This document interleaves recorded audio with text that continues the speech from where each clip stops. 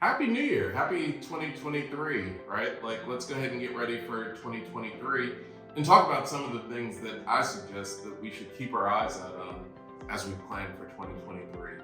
The first thing is to make sure that you're getting your basic needs met, right? Like, in planning for 2023, it's different than planning, pre-pandemic, where we just like all our basic needs were for the most part pretty much already met and already in some sort of a pattern.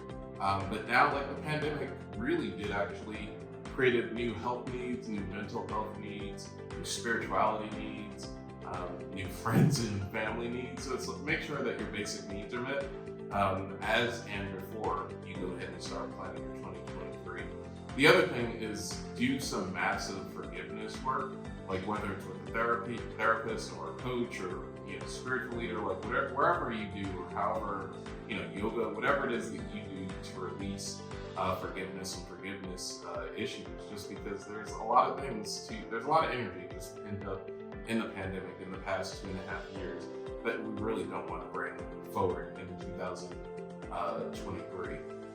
One of the other things too is creating your goals for 2023. Now, most coaches and most coaching programs and stuff like that, like one of the things is to really get you to create goals from nothing, right? Like not bringing any of the stuff forward from nothing, not thinking about any of the circumstances as you create forward. But one of the things like that we actually have to really just be realistic about is that there are new circumstances to consider. There's new health circumstances, there's new mental health circumstances, there's new just society circumstances that we need to consider when moving forward. So, do try to create your goals from as much nothing as you can, but also consider the new circumstances that were brought on by the pandemic. And the last thing is just be prepared to do things differently, right? Like the way that the world worked before the pandemic is not the way that it works any longer.